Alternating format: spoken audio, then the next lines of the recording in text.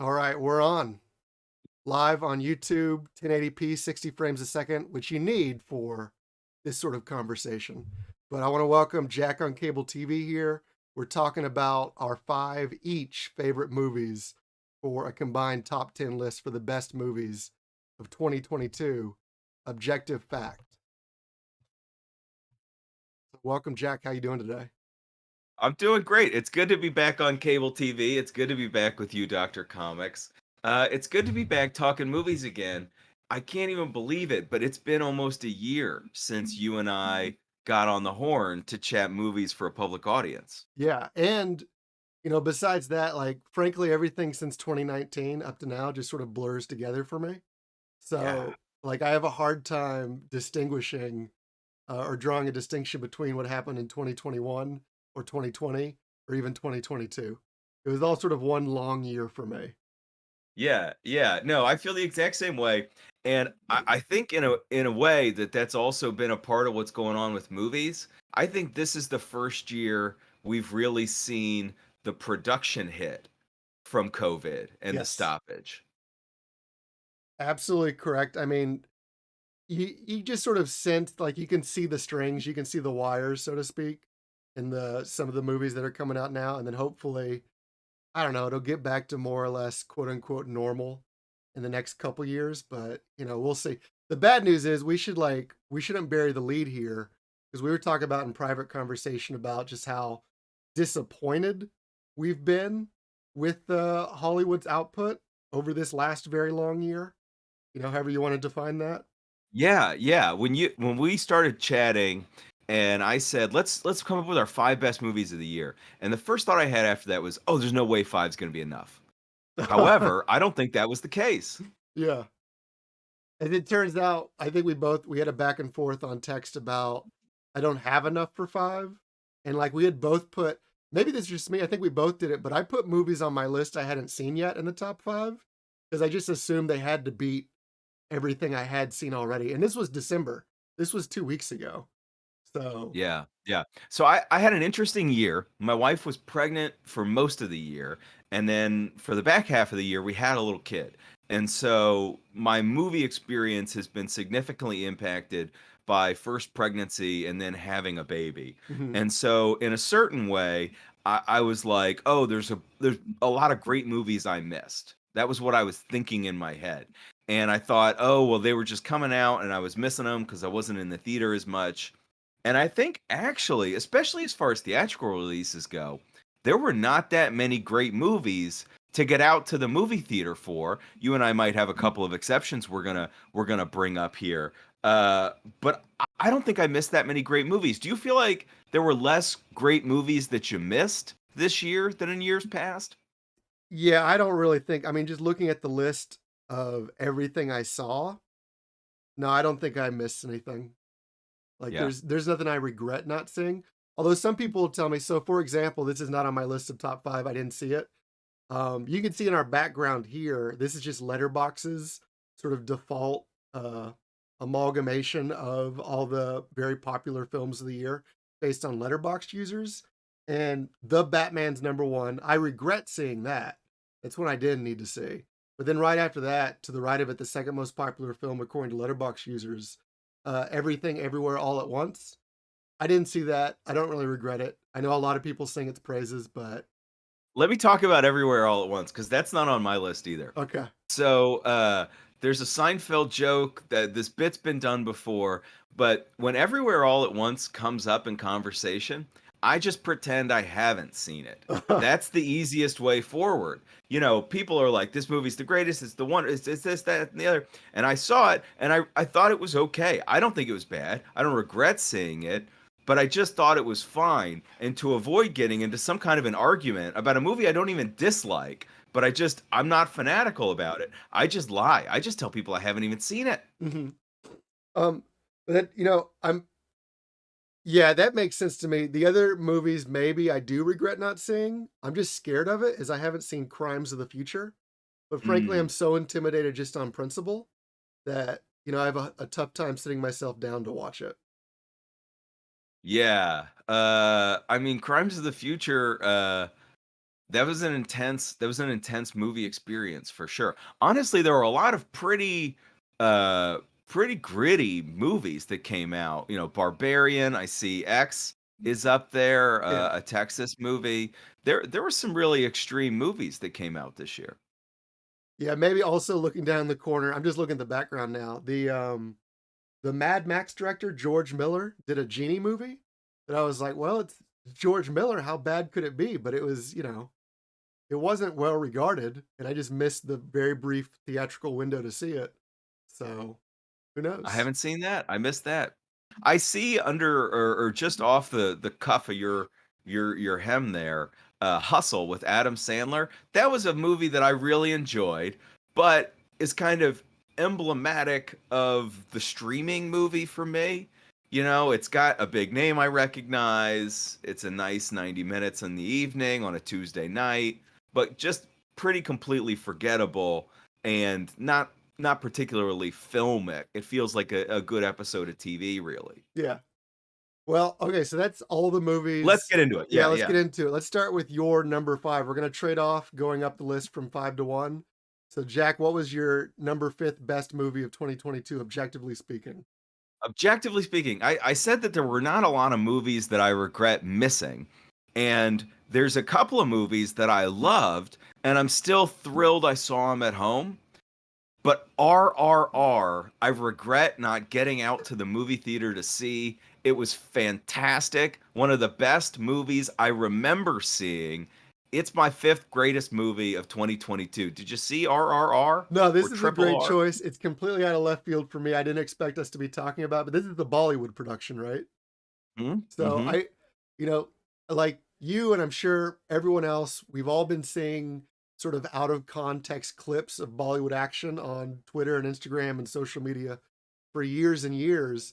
And this to me is like, this is the Bollywood production that somehow broke through just the meme appreciation or the clip appreciation and actually got American audiences, especially, to watch the whole thing from beginning to end and still say, I enjoyed it unironically. I genuinely liked that experience.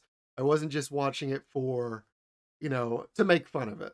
Yeah, no, that's absolutely true. And it's interesting because it was a very Bollywood movie. I was talking to a friend of mine about this movie this week, and he was asking me, what was different about it? And I said, well, and he said, is it different in this way? And I said, no, no, no, I think it's more different in a Bollywood way. And the Criterion Collection, after my viewing of Police Story, got me kicked off into Jackie Chan's Chinese opera background.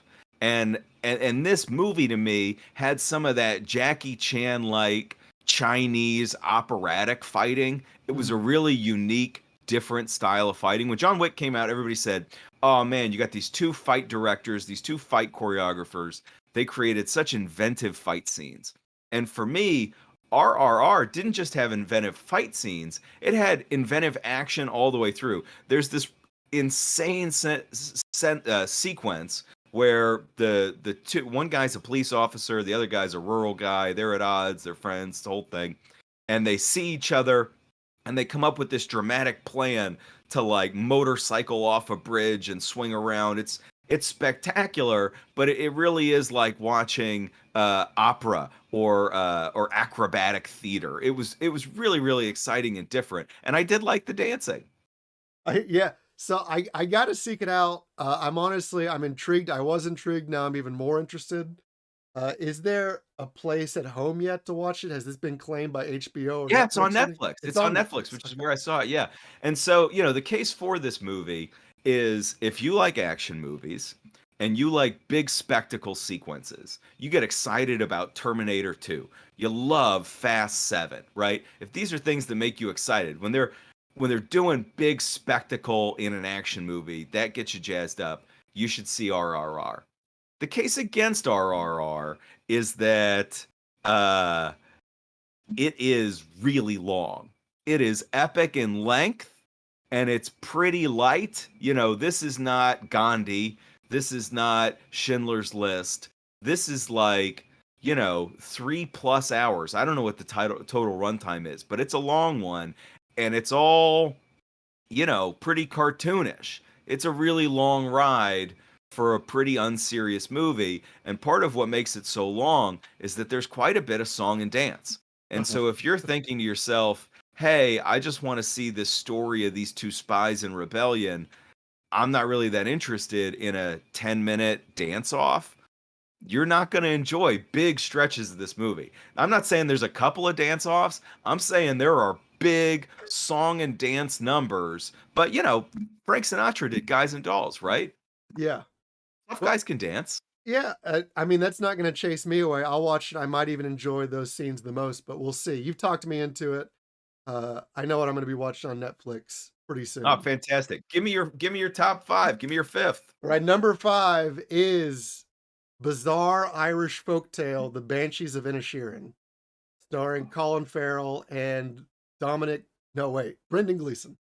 Oh, I'm so glad to hear this is on your list, and we both have a love for the Emerald Isle. We've been is that a part of your equation for enjoying this movie? It's definitely beautiful. It makes me kind of wish, I just watched this on HBO. I did miss out again on seeing this in the theater. It kind of makes me wish I had seen it on the big screen just for the landscapes because this is part of the case for easily. It's just beautiful. The setting's great. I was honestly thinking going into the movie, I knew very little about it except for what they tell you in the trailer about how these friends are no longer friends anymore.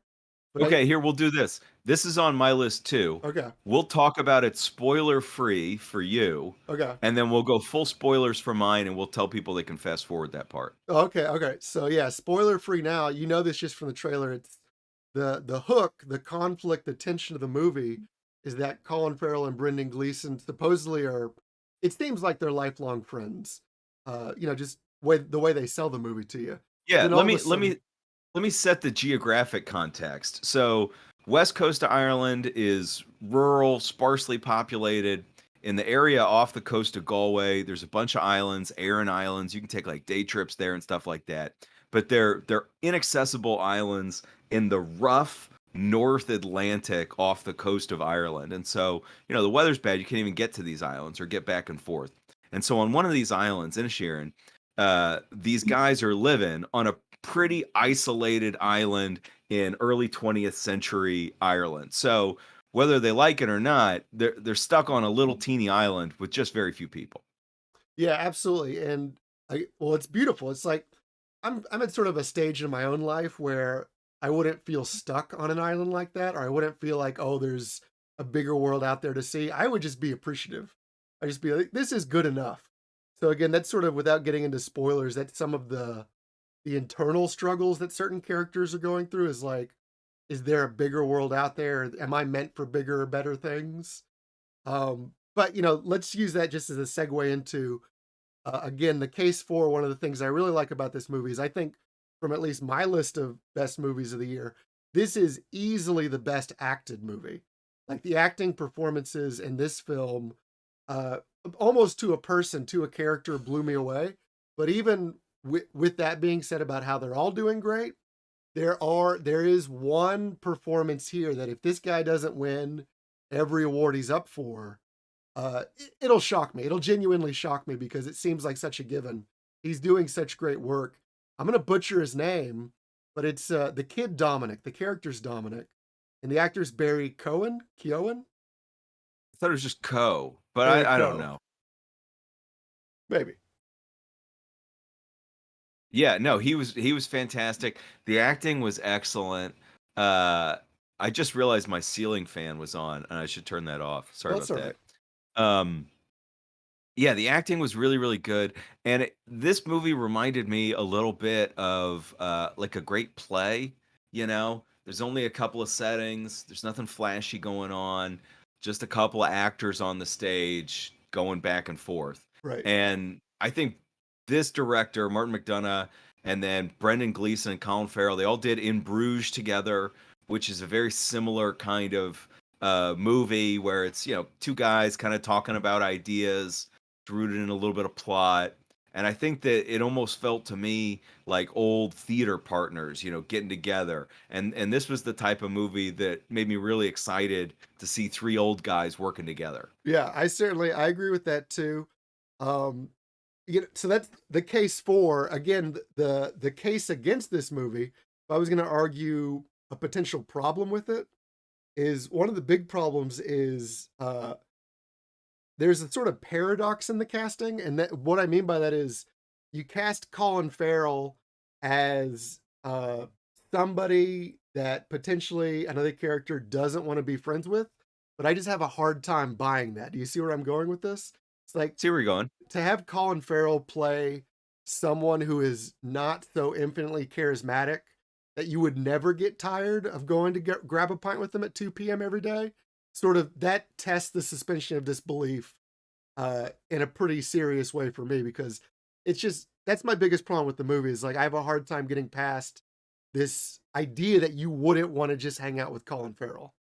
Now, I gotta bring something up here. I gotta address what I would call the elephant in the room. Okay. Uh, we went to school together. I was in art school, and frankly, difficult to be around aspiring artist. You, a young, charismatic guy, just trying to enjoy day by day. It's about the journey, man. Livin. Did you ever feel like you were Colin Farrell and I was disgruntled Brendan Gleeson? Not until you said it. I guess I can kinda identify that now. I felt like that more with Nick a couple times without dragging Okay, him okay, into the good, good, conversation too good. much. Because for Yeah. years, this was especially true during undergrad, going back like a decade before that, there would be plenty of days where I'd be like, "Hey, let's go party," and Nick would be like, "No, I gotta write a paper for class." He's just being responsible. And I'm like, "Why would you wanna be responsible when we go have fun?" So Yeah. Yeah. but Great. I mean, we can talk more about that movie when we get to it, on your Okay. list. But that's, some of the broad strokes about why it's appealing. And also, like, it's here's the other thing about the paradox, right? Is that you kinda need Colin Farrell to get a movie like that made. You need, Yeah. like, a charismatic actor, but I feel like you've sort of written yourself into a corner with the type of story you wanna tell, tell because 'cause you've created this paradox of, I need characters that are at odds with each other, and at least one character doesn't want to hang out with the other. But I also need charismatic people so that people will want to watch the movie. Yeah. So that's sort of a difficult issue with it that I don't really see any quick fix for. Yeah. Yeah. No, I think this is a movie that everybody should check out for sure. We'll see where it ends up on my list, but it's streaming on HBO. It's beautiful. I'd almost rent it for 2 days on Amazon just to have those vistas playing in the background. I put it on a loop and just run it. Um, but yeah, let's move on to my number four. I got another one, a little bit about nature. I think this one might surprise you. It showed up on my list too. At number four, Prey. The Predator sequel or prequel. That's all right. It doesn't surprise me, but it's another one I did not see. This was like a Hulu exclusive, right? I don't know if this showed up in theaters this year, but it I is don't know. Yeah, I don't know if it showed up in theaters either. Let me frame for you the experience I had because I know you can appreciate set and setting as it relates to a movie. And so I told you I had a baby this year. My parents came out. My mom went to the baby shower with my wife, and my dad and I went off to a barcade and knocked back a couple of beers and played a bunch of games together. Just a great afternoon. And so, a little tuckered out from an afternoon of beers and barcade, we came back to the house and tuned into Prey. And it was the best, 90 minutes of horror, throwback, action fun I could have asked for with my dad on a Saturday afternoon. We both had a fantastic time, and it was free on Hulu. It was great. yeah, that sounds super appealing. I wish I could like duplicate that experience in a way that would make the movie, guaranteed to be entertaining. Yeah. I think one of the big things, like the reason I didn't even seek it out in the first place was just that, it was sort of the fool me once, shame on you, fool me twice, shame on me, fool me, what, four times in a row with Predator movies. It's like, okay, do I really need to check this one out? I know that there was a good buzz around it, but I just kind of, after, what was it?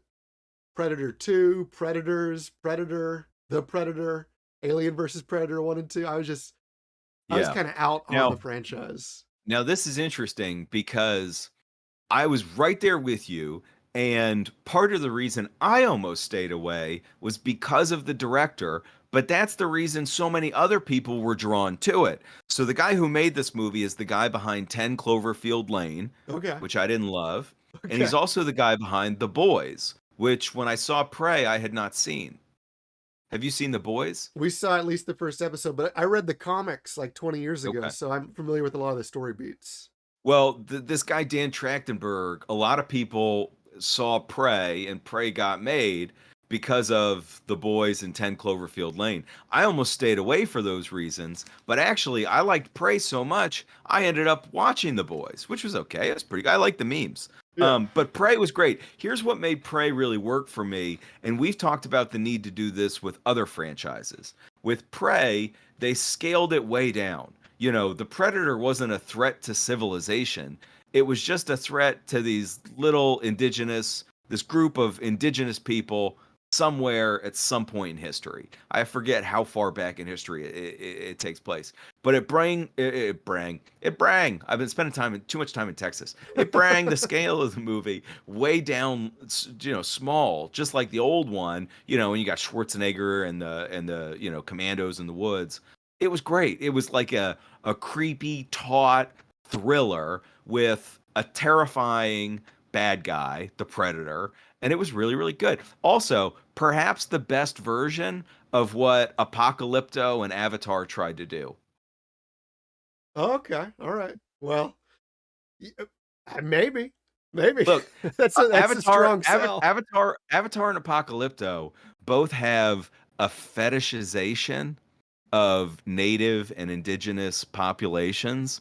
And they try to, from that point of view that is fetishizing those groups of people, create these metaphors and these kind of morality plays. And Prey is like an interesting use of an indigenous population as a subject Well, it's funny you comparatively. said that because, or you made those two movie references, Apocalypto and Avatar, because honestly, what was going through my head, well, as we're talking about Prey, was Malik's The New World, which I think of as like Mm, that's the go-to reference for if you want. I mean, if you want to do like just sort of a completely alien foreign population, they're still human, of course. You're on Earth. It's not Avatar extremes, but like in terms of just sort of a strangeness, a new world in all senses of the phrase.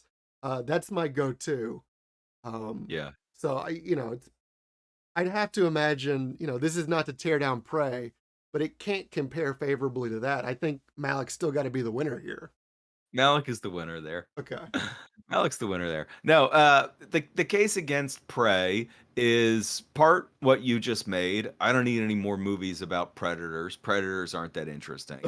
Um, the other case against Prey is I think Dan Trachtenberg has bad style in filmmaking. He seems like a bad impression of somebody that grew up on Fincher and Spielberg, Sure. like a yucky offshoot of them, Yeah. some bastard child of their filmmaking. And I agree with those criticisms that a lot of his stuff does seem like a bad bastardization of somehow Fincher mashed with Spielberg.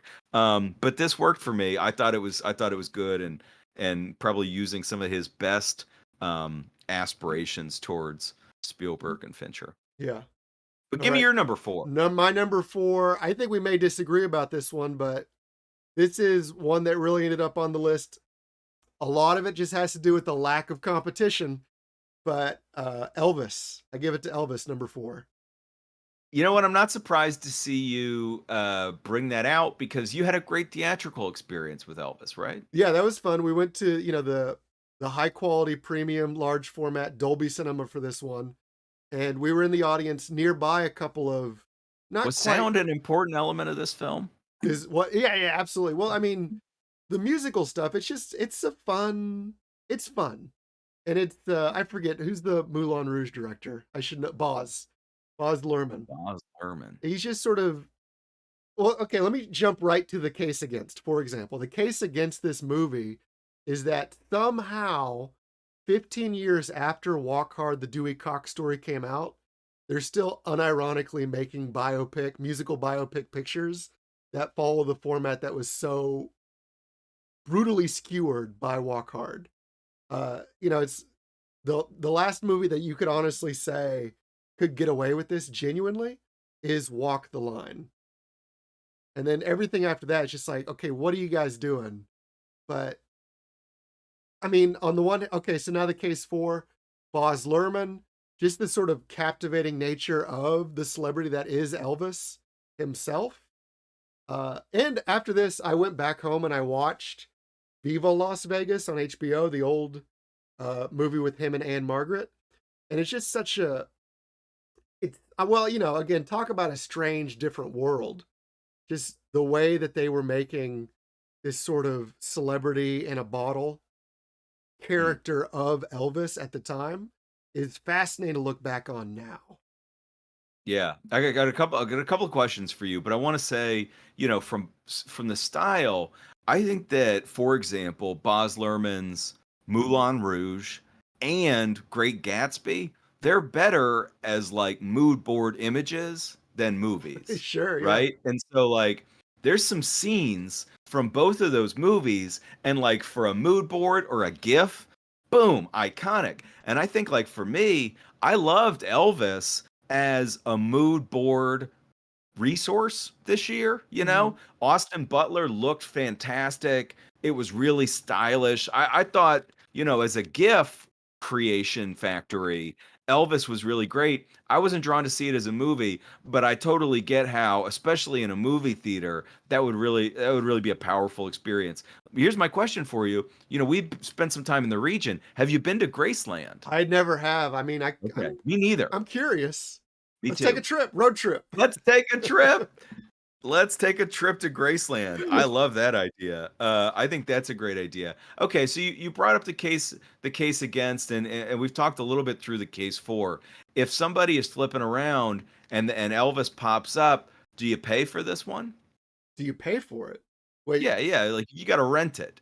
Do you wait for it to come to a streamer, or is this rent worthy? Because we're starting to get towards, we're going to hire on the list. Is it rent worthy?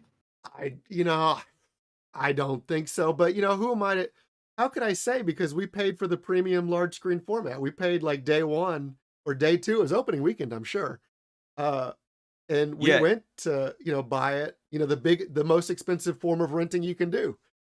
A ticket in the, better than IMAX theater, the Dolby Cinema. yeah, a movie theater ticket though, it's kinda like getting a drink at the bar though, you're not just paying for what's in the glass, you're paying for everything outside of the That's glass, a you good know what I point. mean? Yeah. And so at home, you're just paying for what's in the glass. Yeah. If you're buying Elvis at home, it's just the whiskey in the glass, but at the movie theater, you're getting a whole other thing, even just the thing of being out, we're out of the house. Yeah. So that's worth something, I think. Yeah, well, like you said, the meme potential is part of the case for, I think. What I tried to get going this year, nobody knew what I was talking about. So I guess I mostly regret that Elvis wasn't a blockbuster sort of a cultural zeitgeist touchstone for everybody. Because I was trying to like make the snowman strikes again sort of a phrase that would catch on. I was trying to use it more in my day-to-day conversation, but nobody knew what I was referencing. I still don't know what you're referencing. Right, so this is like there's the showman and the snowman. This is sort of the competing characters that Elvis describes him and his agent. So Colonel Tom Parker is Elvis, of course, is the showman, and Colonel Tom Parker is the snowman. He's like a good agent, right? He's like Oh, Ari on Entourage. He's just there to get the best deal for his guy, but that also a lot of the time looks like he's taking advantage. And if Elvis ever tries to end the relationship, he will start taking advantage. He'll bring out the lawsuits, all that sort of thing.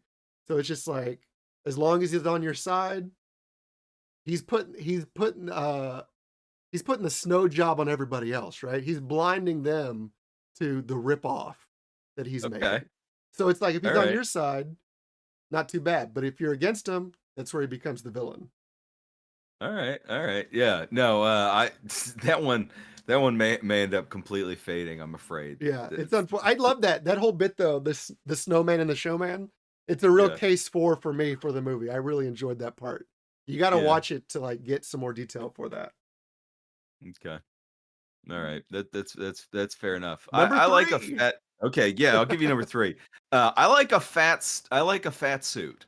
And this is a good transition into 3. I like Tom Hanks in a fat suit. I like Tom Cruise in a fat suit. And at number three, I like Colin Farrell in a fat suit. I'm talking the Batman. All right, yeah. Like so many Now, things, Colin Farrell is easily the best part of that movie. Even in the fat suit, you cannot hide his charisma. You wanna hang out at the Penguin's Iceberg Lounge. agree, agree. I thought his club was really something else, huh? Yeah. I We're gonna mean, say this again, is I would go. I'd be careful, but I'd check it out. That's right. Yeah, yeah, yeah. No, you gotta mind your P's and Q's, but it seems like quite the time. Okay, so everyone knows the essential points of this movie, the Batman. I was really, really skeptical going into the movie because I was like, what are we doing with this Matt Reeves What are we guy? doing? How could we possibly let this guy do Batman? And that was because I had a prejudice against the James Franco Planet of the Apes movies that he was making. Sure. I just thought I saw the first one and I was like, oh well, these are for stupid people, obviously. Now Obviously. I realize I'm out on a limb when I say that because a lot of you fine folks really like those flicks, Mhm. but perhaps I was mistaken. So I just bypassed him. I saw the first one in the movie theater and I forgot about it completely. And I guess while he was away, he really learned some stuff because the thing that really captured me about the Batman and made it feel so much different from all of these other superhero movies. And I've seen your clips about how Zack Snyder has seen like some of the most famous paintings ever and used them so that he didn't have to think of visual, storytelling Right. on his own. But every single frame of this movie felt so specific. And I happen to love noir, Batman, the quintessential noir. I think we've spent a lot of time recently under the Silver Lake. We've done a lot of daytime noir, which is fun, but this was like a really hard night movie. It Mhm. was all about the night. It was a detective in the night. The night and the darkness was a metaphor. I thought Rob Pattinson was fun as Batman. I think it's fair to say this Batman takes himself too seriously. As we move into the case against it, it's fair to say this Batman takes himself too seriously. Was that a part of what you didn't care for about this Batman? Yeah, I mean, among so many other things in the movie, but certainly that is one of the elements that was just he's it's fine. He plays it well. No discredit to Robert Pattinson as an actor. He's very good at being a mopey Bruce Wayne. But, similar to what you were asking, it's like, what are we doing here? Like, why do we need this? Like, is this really the Batman movie we want to make? But it's See, okay. for me, it was the Batman movie. I really liked it, and the thing that I liked about it so much was that the whole thing just really worked for me as Batman was putting together the mystery of his father's corruption. That to me all came together really effectively. I thought Catwoman really worked for me. People have, I don't know, I guess like fanatic admiration for Zoe Kravitz or they're totally furious with what she did with the role. I Yeah. don't know. Maybe that means she did an incredible job that she was so polarizing. For me, I don't think I'm like fanatical about her, but I really liked her as Selena Kyle and so that dynamic was super successful. I can't wait to go back to this world. I thought that the filmic references to classic noir filmmaking that were in this movie were really cool. I had a lot of like, oh, I get this moments. It, Mhm. it felt like a samurai movie fan watching Kill Bill. It was really exciting to watch this movie, and I was pretty appreciative of what I felt like was fan service to movie fans. German expressionist, brutalist. We're looking for those cues. I thought that was really fun. Um, give me the case against this movie's plot. It's definitely too long. I mean, this is sort of a common refrain for me for most any movie. Even movies I really enjoy. When we get higher up on the list, I'll talk about it again with a movie I really like. Uh, we could have got this down to a tight 90. That's sort of again my common refrain, but I believe it. I think we how long is this movie? It's coming up on 3 It's hours, long. right? It's long. You happen to bring up a refrain, so I have to say the use of Nirvana as the refrain of this movie, I really liked. And again, a hallmark of noir filmmaking. to have a song come back as a refrain, you know, the most famous example is probably The Long Goodbye, but there's countless examples, and this for me really worked. Detour, there's a lot of great examples, but for me, Nirvana's refrain in this movie was just haunting, and every time it came back, I just loved that scene. That really worked for me. But okay, enough about the Batman. Enough You didn't about the like it. Batman. I did like it. It's a very self-serious take on Batman, which I happen to be all in for. Yeah. What's your number three? My number 3, and this is the last movie on my list where I'm sort of ambivalent still. My bottom Okay. 3 of my top 5 are all kinda like, yeah, it's the best of the rest. When we get to the top 2, I'm gonna have a switch will go off, and I'll be a lot more genuinely excited and interested in the movies that I am recommending at that point. But this is the last one where it's like, it's alright, it's pretty good, I respect what they're doing. Michael Bay's Ambulance. I'm blown away. I'm shocked. I just rewatched Ambulance this week actually. Yeah, so you've seen it Um twice. I've seen it twice. I've seen it twice. Tell me about do you have to say ambulance or how do you deal with the stylization there? Oh, good question. I was just going with the word ambulance, but it's the case for here is I think it could have been if most anyone besides Michael Bay was doing all this experimentation with drone camera footage, I would have just been flat out annoyed. But for whatever Whoa, whoa, reason, whoa. You saw it as experimentation and not well, well, okay. for whatever reason, he just gets a pass from me in terms of like whatever approach to action filmmaking he wants to do. Cause I feel like My my bu- he's thought my about it more buddy than anyone. my buddy Anton's got some clips with his drone. They look shockingly familiar to what I saw from Michael Bay. Right, fair I mean, fair enough, but it's like, in terms of implementing it in, a low stakes, high stakes action movie, bank heist movie, it worked for me. I liked the energy, I liked the kineticism, the freneticism, all that was my case for. Also, Isa Gonzalez, she's Mhm. alright. I You thought know, she was good. we Gyllenhaal. well, yeah, I'm sort of building up to that. I wanted to say briefly about Isa, we didn't I think maybe I was a little more forgiving of Bloodshot than you were, but I did like the casting in Bloodshot, her included, if you remember back to that Vin Diesel vehicle that she's also in, right? It is her, right? Okay. Yeah, I think Uh, so. And then, but she's pretty good. But then, even better than that, like the two main leads, Yaya, the guy who played New Morpheus in The Matrix Revolutions.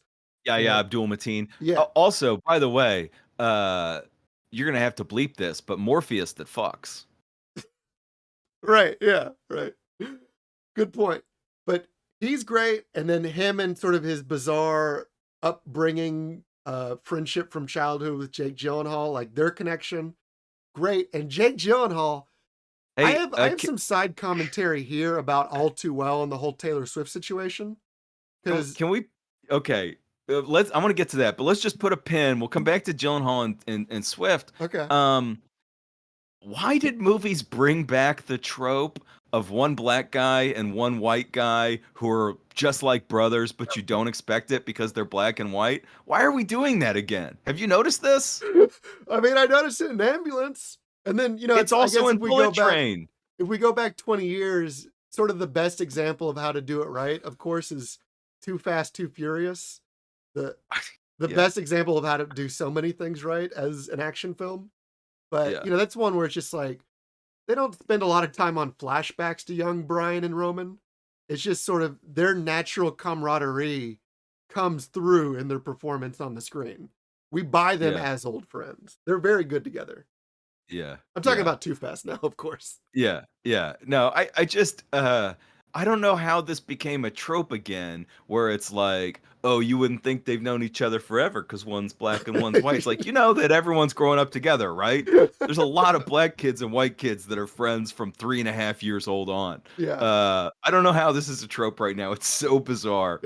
Yeah. Okay, but Swift and Gyllenhaal, I've been out of the Swift loop and I came back around because some DJ Cumberbund, I think, or something like that, mashed up Taking Back Sunday with Taylor Swift, and I just came online. She's got some real accusations for old Gyllenhaal. Tell me about your perspective on Swift Gyllenhaal. Well, I I think sort of what I thought for a while, and I think what the rest of the world sort of takes for granted, is that uh, Gyllenhaal was the abuser in the relationship. Taylor Swift was the abused, and she's traumatized from, you know, them dating and him being a little bit older and taking advantage and not caring or loving as much as he should. You know, sort of this is the I think the common interpretation of it. And you know, Smith or Swift sort of reliving or re-experiencing this trauma and like sort of the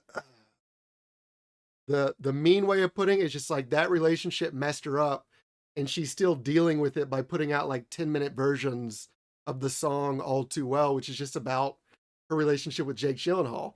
But okay, after watching Ambulance and after watching Prisoners, and then thinking back to when it came out, Nightcrawler, Yeah. I've come to the conclusion that I think they messed each other up both quite a bit. Because you look at the films, like their relationships like 2010, 2011, somewhere in there. But you look at the Jake Gyllenhaal acting choices after Taylor Swift and before Taylor Swift, it's Well, like, he does Donnie Darko before Taylor Swift. I feel like sometimes with some of these allegations, um, you know, it's like, oh, Bill Cosby. It's like, oh, the Jello pudding guy. You know, that catches you off guard. But like when someone is like, oh, Marilyn Manson was a horrible, abusive. You're like, I see it, I uh-huh. see it. And I feel like the Donnie Darko kid, the Nightcrawler guy, they're like, he was really mean and creepy. It's like, I see it. Yeah. I can see where it comes from. Yeah, but even it's like these other sort of I may be reading too much into it, but like elements like in Prisoners, the cop's name is Loki. And it's like, so what? Jake Gyllenhaal is the god of mischief, and he sort of has this way of all his acting perform in these three movies: Nightcrawler, Prisoners, and Ambulance. He's got this sort of mischievous, like I'm just here to cause trouble. I'm here to wreck your life, and maybe it's wrecking my life too. But guess who doesn't care? Me, Loki, the god of mischief. Yeah. Uh, so it's like this. I could see him being a mean and reckless lover. Yeah, And, these and for that I self-destructive feel, tendencies yeah. are kind of it's watchable at the very least. Yeah. I you know, I get it from Swift's perspective because I also was lured in by those promo shoots from Southpaw. Holy heck was he shredded up. I always say about Jake Gyllenhaal, it must be tough to just walk around looking like Jake Gyllenhaal because he's got the full poster size version of what he could look like from Southpaw. Yeah. You know, he can't walk around like that. He'd be eating salmon 6 meals a day. Um, but wow. Fortunately for me, I've never looked like Jake Gyllenhaal in Southpaw, so I get around pretty easy. We've talked a lot about Ambulance and the case for it, but you haven't answered the most important question. Is it as good as Den of Thieves on Netflix? Oh shoot, I don't know if I saw that one. I think I missed Den of Whoa! Thieves. Whoa! I Well, the t- answer is no, it's not. It's not as good as Den of Thieves on Wasn't that like Netflix, early starring 2020 or Gerard Butler. 2019? That's going back a It couple might years, have right? been. It might be going back, but in terms of like the Heat homages, Yeah. Wrath of Man is number one, and I don't know where Den of Thieves comes in, but it's ahead of Ambulance for me. Well, I think Ambulance at least is ahead of Triple Nine. I agree. I agree with that. By the way, Ambulance, it's on my long list. That could have been on my list. I thought that was pretty good. Yeah. Very filmic. And honestly, what took it off for me was the drone shots, which felt amateurish to me. It did not feel like it was one of Michael Bay's more stylish choices. Um, That's fair. but should we move on to my number two? Absolutely. Number two. All right. Evan will drop the point to fast forward to in the comments, but spoiler heavy, Banshees of Inisherin. I absolutely adored this movie. It was my number two movie.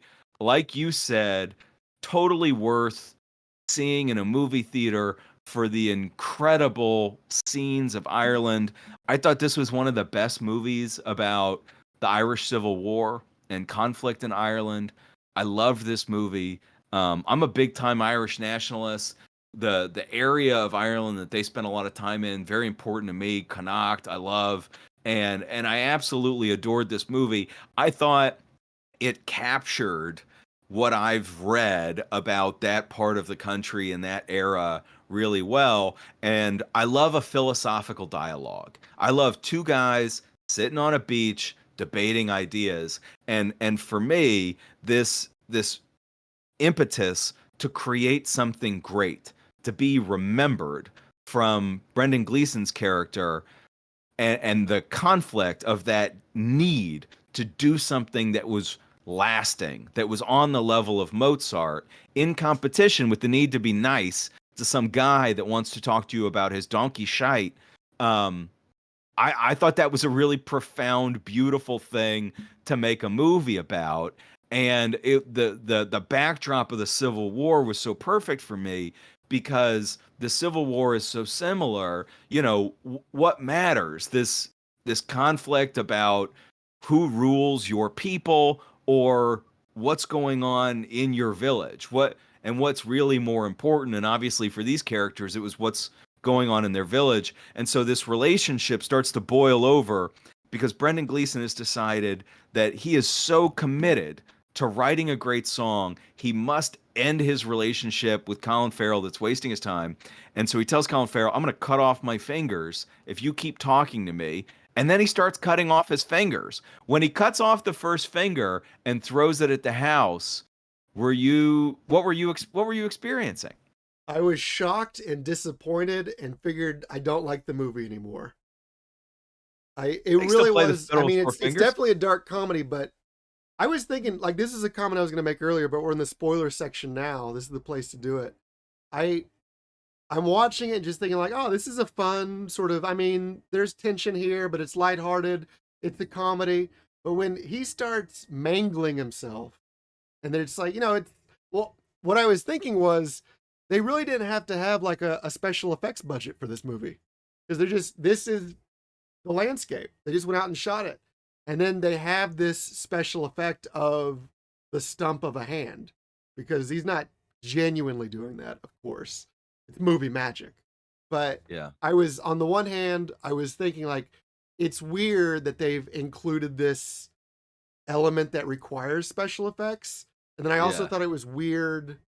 I frankly, I'm just admitting I don't get it. I don't get the movie. Okay. Let me lay it out with my interpretation. Would that be interesting for Yeah, you? absolutely. Okay. So, like I said, I think that I'm an like this character, I want to be a great artist. I want to create something that's great. I want to create something that's on the level of Mozart. And if you're not creating something that's on the level of Mozart, what's the point in playing the fiddle? Is a little bit of my perspective on it. And this character decides that that is so important, and his commitment to that idea ends up destroying himself and literally inhibiting the possibility of him creating this thing that he aspired to create. And Mhm. so Martin McDonagh makes a lot of movies, I think, about creating art, about being a human. And I think that for me, what this is about is that if you pursue art, even in its most pure way, at such a in such a way that you forsake things like kindness and what's going on right now, right in front of you with the people around you, that will destroy you and your capacity to create art. And so to me, that was a pretty wonderful, beautiful metaphor about finding balance between deep devotion to art and connection to humanity. That was what the metaphor of losing his hand was about. Yeah, that tracks for me. It's always going to be hard. I'm always going to have, I think, this strongly dissonant reaction to the Yeah. film because it's like up to the point where he does start mangling himself. It's, for example, it's like just a movie I could more easily recommend to my mom. Like, you should Mhm. watch this. But then after that point, I'm just like, okay, do we really need to go there in order to to have the Yeah. same themes and Oh, story? yeah, I thought we did. I really thought we did. I think one of my favorite scenes was with him and the priest, and I think it's even in the trailer. and the priest, says, hey, I heard you stop talking to, what's his name, and he says, well, that's not a sin, is it, Father? And he said, no, but it's not very nice. And I thought that Yeah. was so beautiful. Like, oh my God, that scene, it just was everything to me. I thought the movie was just perfect, and also like if you want to understand Ireland in the 1990s, as you want to understand the Good Friday Agreement, if you want to understand Ireland today, I don't think that there's a better movie about conflict in Ireland than Banshees of Inisherin. I just thought it was so incredibly beautiful, especially compared to the absolute crap that was that movie Belfast. Fair enough. Man, I thought it was wonderful. Uh, Give me your number two, my friend. My number two, the two movies, I feel like our number one's the same. It has to be. But number two for me, genuinely excited about this movie. I wasn't before. It was kind of like part one. I was just like, all right, I get it. It's enjoyable. It's in 3D. This is the new thing. It's 2009. Flash forward, what is it, 13, 14 years later? I didn't think he could do it, but he did it. James Cameron is back with Avatar: The Way of Water. Second best movie of the year. Most years it came out, if it had come out, it would have easily been number one. But it was just a tough year to get to number one because the number one movie was that good. We'll save that conversation, but real briefly, Avatar: The Way of Water kind of makes me want to sign up for the AMC Stubs A list just so I can go see. It pays for itself, the second viewing. You get 3 premium large format screenings a week. It already costs $20 to go see this Dolby Cinema 3D for one person. You know, $20 a month, you could see it 12 times. I probably would enjoy it 12 times in that experience. We should disclose that I am an AMC shareholder. However, this is not connected to that financial interest that I do hold in the company. That's fair. It's fair. But again, the important thing that I'm trying to communicate here is that I wasn't like an Avatar mark. I saw the first one. I got the appeal. I understood how, like, even at the time, people who were younger than me in 2009, maybe this was going to be like a big deal for them. They were going to grow up with this franchise. They were going to love it. Yeah. Now, this movie has special appeal to me, and I don't know that I would say I'm a mark, but I own a 3D TV. I Yeah. love a 3D movie. Yeah. You've watched my 3D TV with me. I like I got Nightmare Before Christmas in 3D. Of course, the greatest Tron Legacy in 3D. I got a lot of stuff in 3D, so I like a 3D movie. The glasses don't make me sick. I'm not uncomfortable. I like it. Give it to me. Um, I haven't seen this movie, and it honestly is a casualty of having a little baby. Right. Um, it's tough to get away for that length of time. We talked about length earlier. I got an idea, okay? Here's my idea. And we'll come back to Avatar, but speaking length, we got a lot of movies where we get the extended edition. I was flipping through HBO and I saw they had the Twin Towers, the Two Towers, Lord of the Rings, and they had the Two Towers extended edition. That's not a movie I needed more of. You know what I'm saying? Right.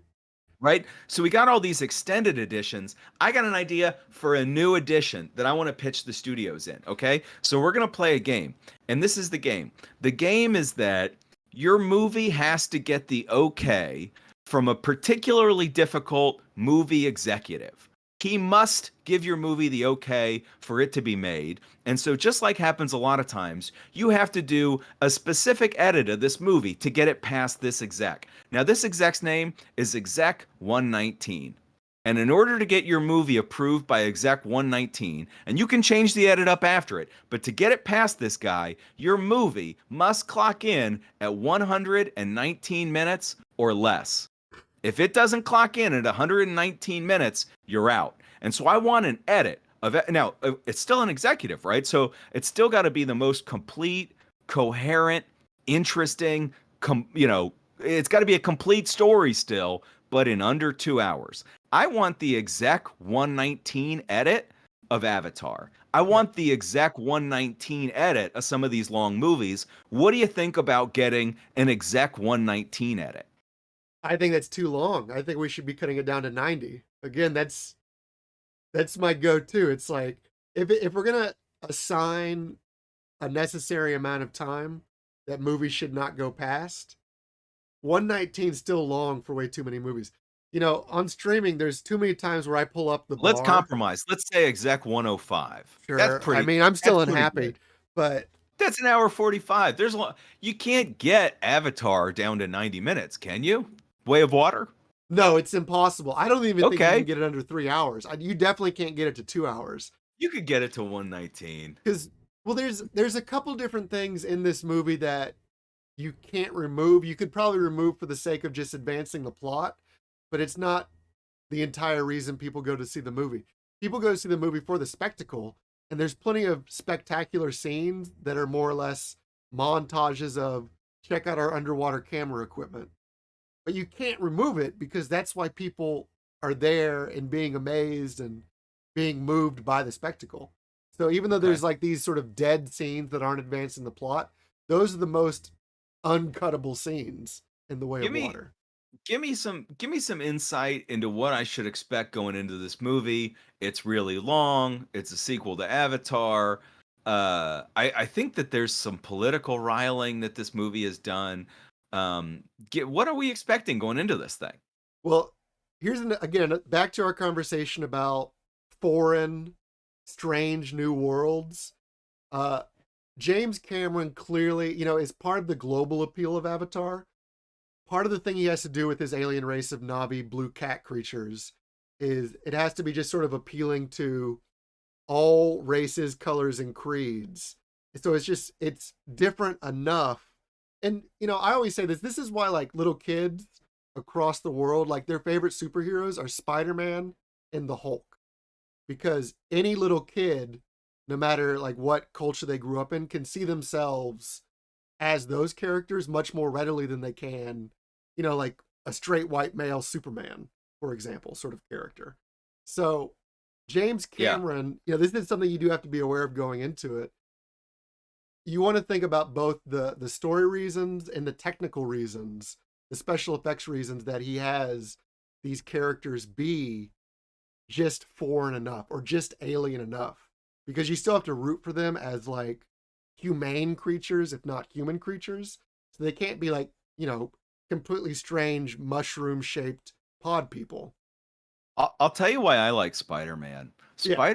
Spider-Man for me represented a middle class hero, and I felt class excluded. A Uh-huh. lot of heroes are super wealthy, right? Look at Clark Kent on the big old farm. That's wealth, baby. Yeah. Or very poor, right? And I just grew up like regular house, regular parents, regular jobs, you know what I mean? That sort of thing. And I like Spider-Man because he was a good middle of the road. I don't go to a great school. I don't go to a bad school. He's not in prep school. He's not, unsafe, right? He's right in middle class. I like a middle class coming of age story.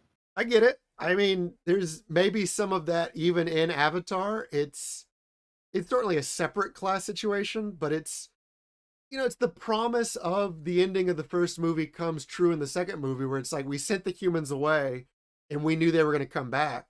But it's this Im- interesting time gap where Important question. Do we need to see the first one before we see the second one? I think it would help, but you probably Okay. get it. I mean, well, okay, Yeah. I guess I don't the remember it much. the biggest plot point that you have to remember, or at least know going into it, is that Jake Sully was a human. That was then they put him in the Avatar body for a Navi, and now he's just permanently a blue cat person at the start, at the end of the first movie, start of the second movie.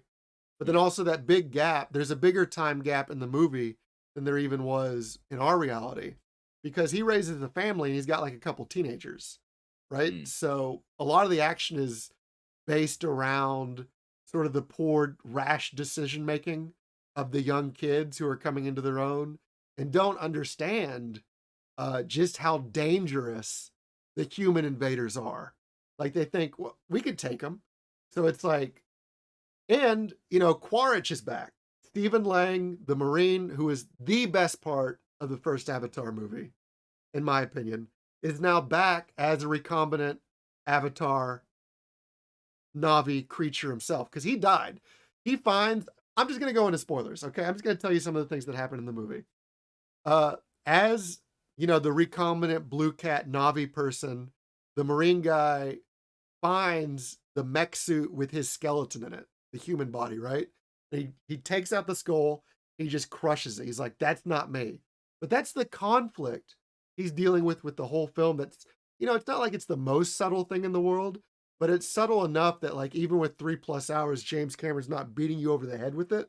Sort of the similar struggles that Jake Sully is going through as a father in a body that's not his own, and that Quaritch as a Marine is going through in a body that's not his own. But Quaritch keeps saying to himself or to anyone who will listen, uh, "That's not me. I'm not that guy.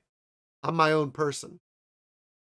But it's like he does that as an excuse so he doesn't have to make a connection with the human child he left behind, who is now this is Spider. He's this human kid that hangs out with the Nobbies, but it's Quaritch's biological son that, he says, "Your real dad died.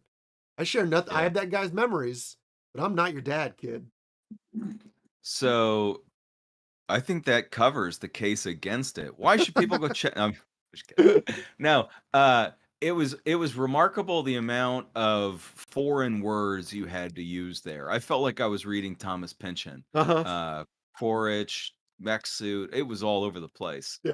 Um, this sounds like one you could go with like a quick YouTube video summary of the last one at least before you Maybe. I head it's into this. it's That it's was just all pretty foreign to me. It felt like. here's what I would say, it's just Avatar, you're swimming in it. It's like if Okay. you're not going to be like in the depths of, just being absorbed and let the waves wash over you in all these different senses, because again, this is to me the genius of James Cameron is that No. back to I have to say this about just the reason he chooses another reason that he chooses like, okay, we're gonna have the focus be on these CGI alien creatures. I think a large part of that is he knows, okay, we're in a brave new world of digital filmmaking. I'm not shooting a movie on film, so I can't shoot people or make an action movie the same way I would when I made Aliens or Terminator 2 or True Lies. Like it has to be this sort of strangeness to it. There's familiar elements, but the strangeness and the difference is not just at the level of they're literally aliens, but also it's alien to the type of, high budget action blockbuster that I'm familiar with growing up when it was on film. So to me, that's fascinating too, the sort of technical reasons for the story decisions he's making. Yeah. Yeah. Um, well, they say Polanski was great because of his knowledge of technical filmmaking, but I feel like Avatar 2 is a little different from Chinatown in some of Possibly. those ways. Let me ask you this. Let's put a time imperative on it. Is this movie even worth seeing unless you catch it in the movie theater? Do people really need to see this in the theater if they plan on watching it? Man, I don't know because I watched Avatar 1 once. I was in Korea. I watched a 4D, where the chairs are moving and they spray water at you. Well, it's also in 3D. That's how I saw Avatar 1 in the theater.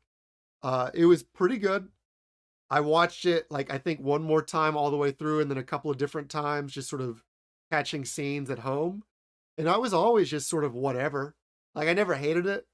I wasn't like an Avatar super fan, but I don't know. But like this second one, you gotta see it in Dolby Cinema. You gotta see it in IMAX at the least. Okay. It's I've never like when the humans invade early on, like there's a 15-minute sort of prologue of like our family's very happy. And then the humans came back. When the humans come back, the blackness of space and the ships coming through like what hyperspeed or whatever, and then landing and then blowing up the forest. It's just I've never seen a space battle spectacle like that. Just the amount of detail on these ships, it genuinely Did is you mind-boggling. Okay. All right. All right. Well, that's a heck of a case for. And here's a good transition, I think, as well. You spoke earlier. I think we share a number one pick. Both of us have selected the same movie, it seems, as the greatest movie of 2022. And the Easily. flick is Top Gun, Top Gun Maverick. Maverick. Now, let me describe for you my experience of seeing Top Gun. Um, My wife was pregnant. We had not been going to a lot of movies, and we went to our number one AMC with the great recline seats. And what really sets these recliners apart is they've got the footrest that goes up Right. too, right? So you got the real reclined seat. We're settled in. I got a cocktail. I'm set up. And I had seen all these reports. Oh, I was crying in Maverick. I was crying. And I thought, listen, nobody loves Top Gun as much as me. I mean, going to the National Air and Space Museum when I was in the 6th grade on a Washington, D.C. field trip was like the highlight of my existence up until that point in time. I Mhm. loved Top Gun. It was iconic to me. I had a flight suit through like my 20s. But I was thinking, how could they possibly make me cry in this thing? I don't see it happening. And in the opening minutes of that film, as the music was swelling up in the theater and we saw the slow motion of the jets on the aircraft carrier, I found myself seated in a reclined position with tears streaming down my face in pure joy at the beauty of Top Gun Maverick. Kaczynski nailed it. I thought it was fantastic. Yeah, the guy's a genius. The guy's incredible. I hope he has a storied career for decades to come. I mean, the early promise of Tron Legacy, it's amazing as Tron Legacy is such a good movie. It's infinitely rewatchable. It's amazing that he ever made anything better than that. But honestly, Maverick might be better than that. And it's also in much the same way as Tron Legacy. Top Gun Maverick is infinitely rewatchable. I told you I was home for Christmas. I was hanging out with a couple people at different times who had not seen it yet, and I was willing every time. I was like, okay, just boot up the Voodoo copy. I got a digital copy. Can watch it right now. Let's do it. I don't get sick of it. It's a It was great a film to great rewatch. it was a great movie, and I wanna brag on Kaczynski because he's a really interesting filmmaker. He's an architect by training, which makes sense when you think about some of the movies that he's made, especially like Tron and Oblivion. He's really a world builder. Mhm. He builds stylish environments for people to inhabit. And to me, I love inhabiting his movies. And Maverick, I had no idea how much I would love living in this world that was such a warm and refreshing homage to the great Tony Scott. I mean, I really, really enjoyed being in this movie. And Tom Cruise, for me, I love the guy. My wife is not such a big Tom Cruise fan. This movie warmed her over on Tom Cruise. And I know there's a lot of people out there that are sort of here and there on Tom Cruise. I think this is the best of Tom Cruise that I can recall. And I like a lot of the other stuff that he's done. Yeah, me too. I mean, it was very fashionable for many years to goof on Tom Cruise for a variety of personal reasons, or just sort of his, maybe his bizarre social behavior, finger quotes bizarre, but often, without psychoanalyzing him too much, because he's not such a big fan of that anyway. He's right more often than he's wrong. Like as a man, Yeah. Tom Cruise makes the right decision. So Simon Pegg, frequent collaborator, Tom Cruise's Mission Impossible movies. They've done some other stuff together. And Simon Pegg was talking about Tom Cruise, and he had some inside knowledge on Top Gun and how they make the Mission Impossible movies. And he says, you know, Tom produces these movies because that's the only way that he can get to do these stunts. Mhm. And it's this incredible interview with a lot of warmth and admiration. And I feel like Kaczynski got the absolute max out of what Tom Cruise loves about making movies. And a lot of directors have struggled to effectively incorporate that into story. And I thought that this movie not only gave us some really stunning, fun moments with Tom Cruise, but the story was great. Yeah, absolutely. I mean, he's surrounded himself. He's figured out, especially with Ralph McQuarrie, but I think also with Kaczynski to an extent, as much as because I think Kaczynski wants to do stuff that's not just Tom Cruise films, but Ralph McQuarrie, by contrast, I think has settled into I want to be Tom Cruise's right hand man. We're going on like a decade of that now. Yeah. But Tom Cruise is also very smart in the decisions he makes about the creative individuals he's surrounding himself with. So, Yeah. those three gentlemen especially, Now, Kaczynski, McQuarrie, and Cruise, I think you can't remove any of them and not lose something from the final product here. talk about the rest of the cast. We got a couple of important folks here. We got love interest. We got Miles Teller. Talk about the rest of the cast. Jennifer Connelly as, I think, the throwaway line in Top Gun. This is what people say, the admiral's daughter. She's sort Mhm. of she's referenced off screen, but she's not a character in the first movie. Which, brief aside, it would have been inappropriate because there's like a decade, well, 8-year gap between Tom Cruise and Jennifer Connelly. So when he was making the first Top Gun, she was making Labyrinth, right? But you flash forward a couple decades, suddenly it doesn't seem like an inappropriate relationship. It's the way of the world. I I, uh, I thought that their relationship was one of the weaker parts of the story, and I wondered, I was like, part of the reason why people think that Tom Cruise is protesting too much is because it doesn't make sense for him to have a love interest in this movie, to me. I don't know why that was there. I think I think the effort, I don't know if they necessarily landed this, so to speak, Uh-huh. but I think the effort was well, this is actually something I want to say about Avatar too. Something I think they both have in common, these movies, the themes of, and I'm gonna get choked up just talking about this, but the idea of like having to be soft versus having to be hard Mm. in different context. Yeah. No, I see that. I see that as adding to the film in that way. And that's also certainly a part of the journey between him and Goose's son, Miles Teller. Right, and they're a lot more explicit about that, about, it's the weirdest pillow talk scene in all of movies because they skip right past the lovemaking and immediately start talking about, "So what's with this sort of, strained relationship between you and this younger pilot?" Oh, it's like, "Well, I pulled his papers as a favor to his mom so that he wouldn't die the same way his dad died because I'm such a hotshot. That, like, people around, I'm dangerous for people around me." So, like, again, back to that theme in my career, he doesn't say this, but, this is me adding the subtext. In my career, I have to be hard. I have to be a hotshot. I can't be up there thinking or worrying about what's gonna go wrong. I just have to do it. Yeah. I Um, want to talk about when he does it. When Tom Cruise gets in the jet and does it in under the time, that was like the most exciting moment I can ever recall having in a theater. I told you I saw this Memorial Day weekend. It was a packed theater. This was the most exuberant American experience I can recall having, like, since Bush threw the pitch out after 9/11. I mean, this felt like such a yeah, America moment with a group of people. I don't recall another more exciting moment. yeah. So is that your favorite scene, bar none? The, beat the time? Ooh. No, my favorite scene is certainly when Miles Teller plays Great Balls of Fire. Really? Okay.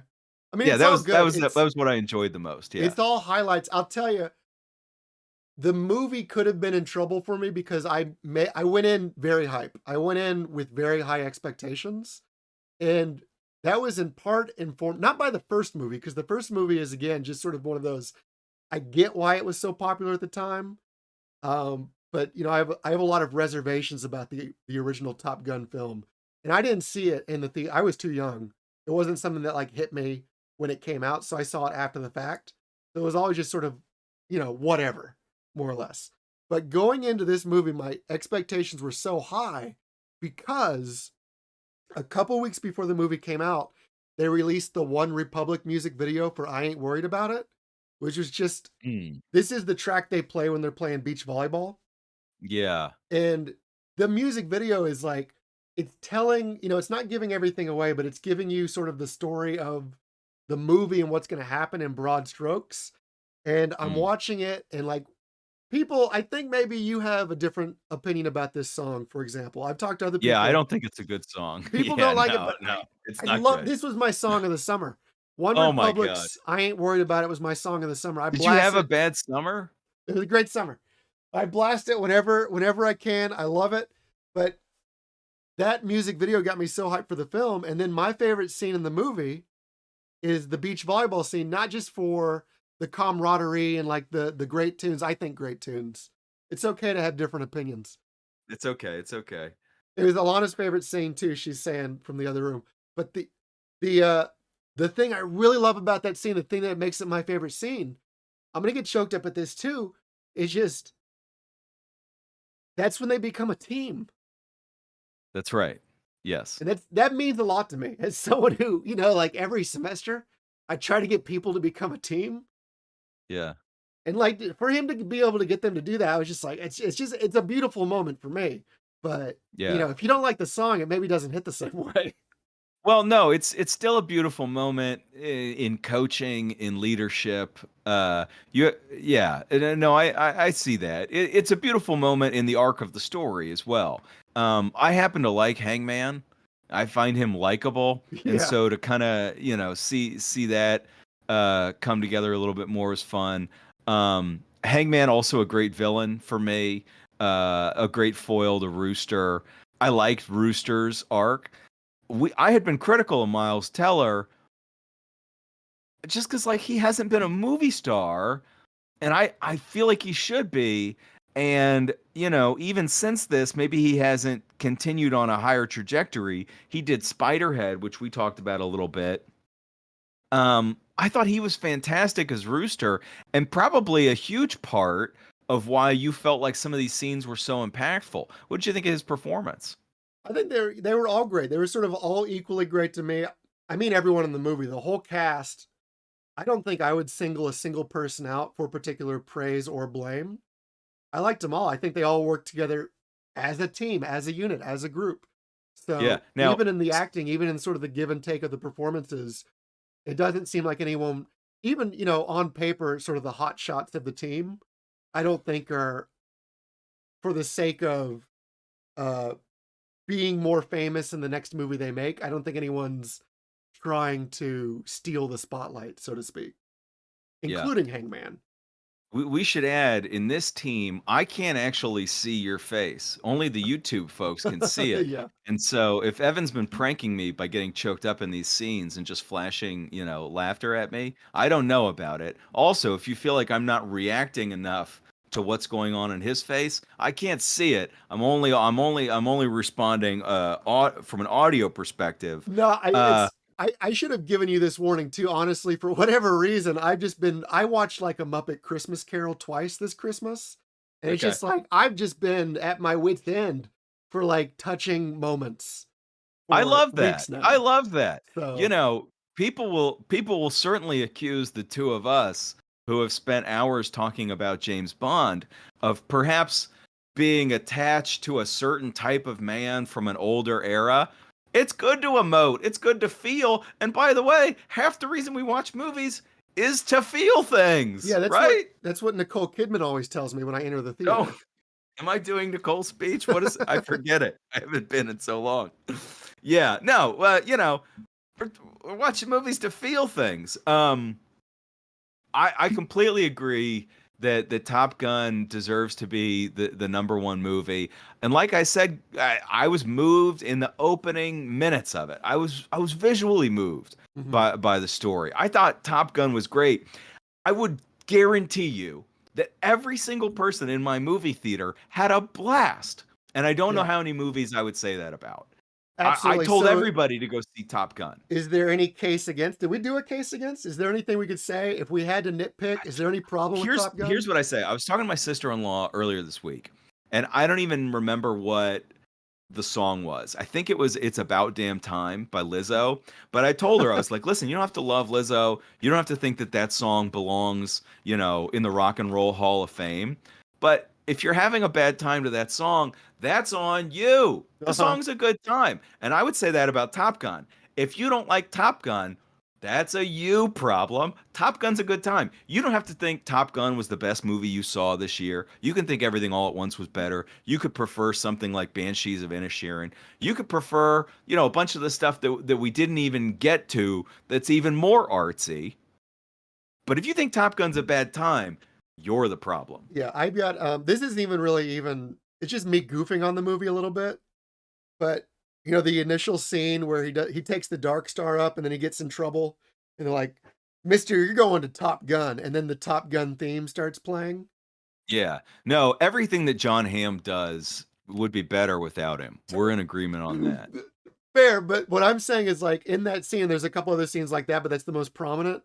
I think it's funny to imagine Tom Yeah. Cruise as Maverick hears the theme himself, and that's what Yeah. he's sort of moved in the moment. because he can hear the Top Gun theme song.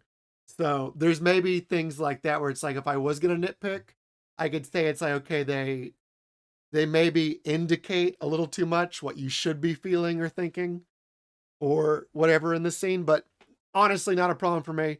I'm gonna go watch it right after we're done with this stream. Now, have you seen the documentary Val on Amazon Prime? No, I mean, this isn't the first time you've mentioned it to me, and Yeah, I have not so seen it.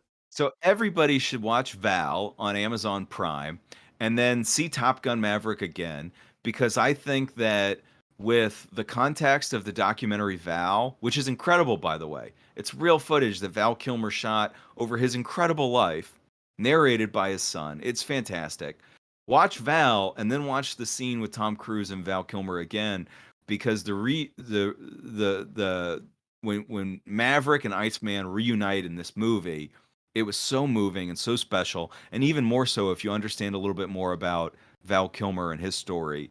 So I got to recommend that. Tell me about a couple of the other movies you saw this year. They didn't make the top five, but they were movies of note. Tell me about a couple of other movies you liked this year, Movies of quickly. note. How about Scream 5? Did you get around to that one? Yeah, love it. Love another Scream movie. It's gonna be tougher to see, but I got a Scream tattoo. That's I'm a big wild. Scream guy. So So, yeah, love Scream 5. real briefly on Scream 5, just right into the spoilers. So, if you're still, holding off on that, spoilers for Scream 5. It's kind of shocking because they only have 3 left, right? There's only 3 characters that you assume have plot armor, and Yeah, one of them was Dewey, but now Dewey's gone. That was kind of a shock, I guess, but it's like you gotta do something in the movie, right? To show that the yeah, stakes are still high. And then I think off camera, we're done with Nev Campbell. She's not back because she didn't get enough, of a pay increase for yeah. Scream 6, so that's it for her, I assume. Now, we had some other sequels and such. Did Sonic 2 make your radar this year? I still haven't seen Sonic 1. Look, my nephew and I both agree Sonic 2 was great. Go check Okay. out Sonic 1, check Okay. out Sonic 2. Sonic 2 was solid. I loved seeing the Jackass guys back. Jackass Forever was great. That was fun. Good laughs, some laugh out loud moments there, Good for laughs. sure. I thought we had a fantastic year for horror movies. X was good. Bodies, Bodies, Bodies was great. Barbarian was fantastic. Barbarian almost made my list. Did you see Barbarian? No, but I've heard good things. I was gonna Loved say the same Barbarian. thing I said with Crimes of the Future at the beginning of, I'm sort of intimidated, like, I don't know what I'm getting myself into when I watch Mm. Barbarian. Speaking of don't know what you're getting yourself into, acclaimed director, a lot of people did not like this. Did you see The Northman? No, I meant to. I put it on a list when it came to Amazon Prime. I was like, "I'm gonna watch it," and then I never did, so I liked that's that. Northman more than most people liked it, I think. I liked it. It didn't make my top 5, but I thought it was really good, and to be honest, most of the reasons it didn't make it is that it felt really derivative of 100 different video games that are about those types of characters, and I Yeah. thought filmically, it was pretty original, the story was okay. Listen, I love a Hamlet-like story as much as the next guy. However, not close enough to Hamlet, not inventive enough on a lot of other more interesting lore from video games that are basically the exact same. Sometimes with maybe more interesting visuals. So you're saying not a favorable comparison to Skyrim specifically? Play Skyrim instead of watching Northman. That would definitely be my recommendation. Okay. But guess what? If you love playing Skyrim, Northman's going to be pretty good. Here's another blast from the past. Beavis and Butthead had a new film this year that was on Paramount Plus. Beavis and Butthead How'd Do that the work for you? Universe. Did you watch that one? I saw it, yeah. I like those guys. They crack me up. The new season made me laugh too.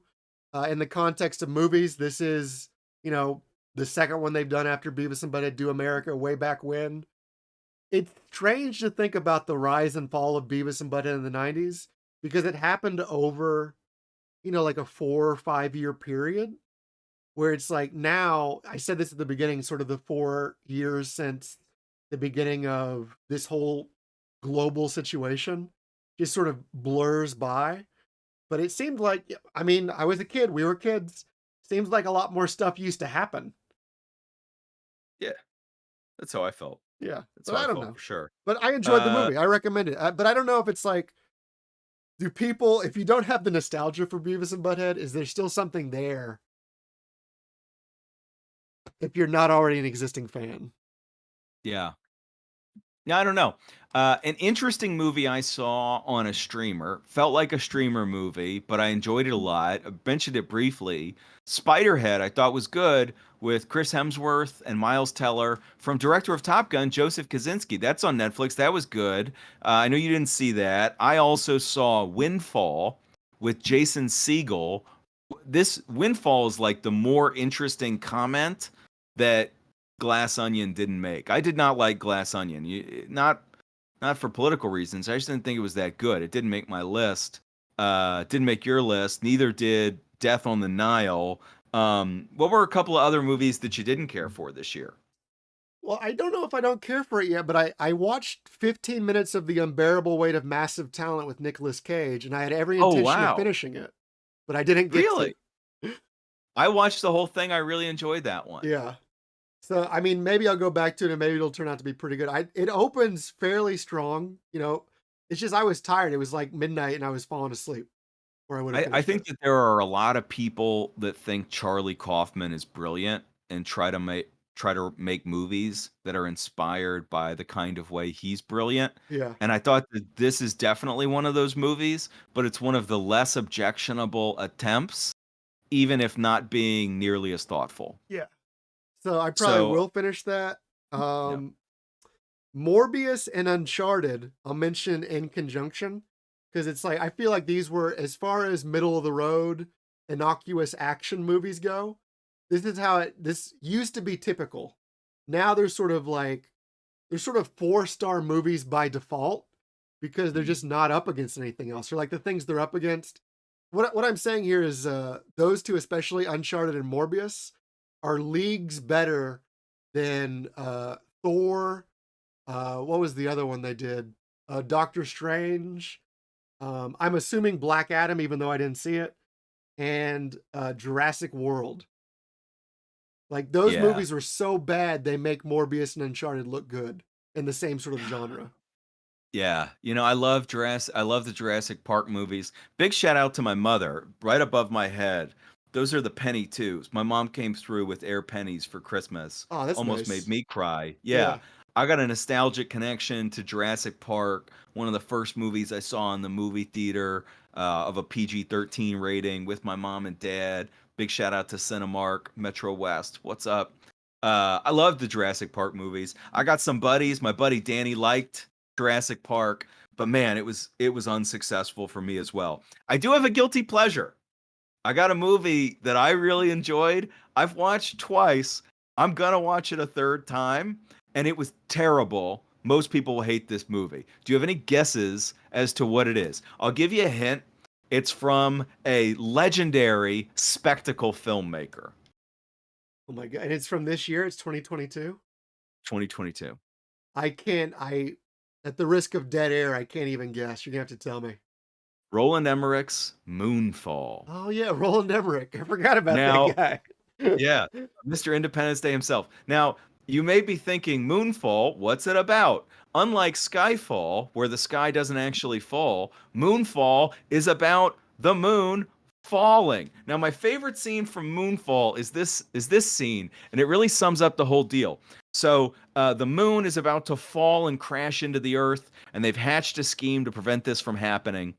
And so they amass hundreds and hundreds of people at the NASA space station in Houston, and they're going to launch, one last man mission to save everybody. But before they can launch the mission, they realize it's futile. And so the woman who is in charge of NASA, Halle Berry, sends everybody home. Hundreds and hundreds of people that are supposedly required for this launch to happen. When there's now only three left instead of hundreds of hundreds, they change their minds and realize, oh, we do want to launch after all. And are then able to launch the rocket into space days early with now only just a couple of people. Now, if you thought that was a pretty big leap of faith, well, how about this? The entire planet and its gravity starts to change as the moon almost falls into the earth before saving the earth via getting just close enough. It was a wild, bad movie, Yeah. but I really enjoyed it Okay. both times. So if people want to seek that one out, where is that currently streaming?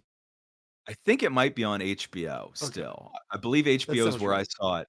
Moonfall was really fun though. If Moonfall's on a streamer, I mean, especially if you're like, "Oh, I like Day of Tomorrow or Day After Tomorrow. I like these insane apocalyptic movies that don't have good plot or good acting, but they're, spectacles." Then this movie's going to be way up your alley. It was the least believable movie I could possibly wrap my head around, but it included some incredible scenes, like a great flash flood in a hotel. It was cool. It was a fun movie, but very bad, very very bad. Yeah. Well, it's in all likelihood, you've talked me into watching RRR, but Yeah, not Moonfall. fair enough. So that may Moonfall's be fun. where we leave. You have any final thoughts or expectations for 2023 or hopes, dreams, things you're looking forward to? Yeah, I think one of the things that 2022 showed me about movies, both with movies like Prey and movies like Banshees of Inisherin, is that I'm right in that the marvelization of everything, where it's got to be, oh, the world's about to end and here's 45 minutes of meaningless action, that's garbage. Let's make all of the action connected to story. Mhm. Let's make it filmic, and let's bring the stakes down. People's feelings matter. The Banshees of Inisherin, the only thing that's at stake is two guys' feelings. That's it. It's a fantastic movie that's taught. It pulls you through the story. The stakes are low. I think we need more low stakes movies, more story driven movies. That's my takeaway from 2022. That's fair. My takeaway is mostly more But my number spectacle. one movie was Top Gun. Right. So I'm saying the same thing. More spectacle. My most anticipated film of 2023 is going to be Mission Impossible Dead Reckoning Part 1. And then there's a huge power gap between that and whatever else I might end up seeing in the theater. Um, but for me, again, it was a Top Gun year. Avatar had a strong showing too. But if you only watch two movies that this year, I think you won't have missed anything. wow. I think I think two movies is cutting it a little bit shy for me. I want you to see I want you to see at least three of mine. And frankly, I think I might even, in retrospect, swap RRR and Prey, because I just can't imagine people not seeing RRR. Yeah. I can't imagine it. You got to see that movie. Right. Well, that's next on my list. But thank you, Jack, for joining me here to talk about movies today. We got to Wonderful to do it be again with you, my sooner rather friend. than later. Absolutely. All right. Peace out, everybody. We're out. Hasta la vista, baby.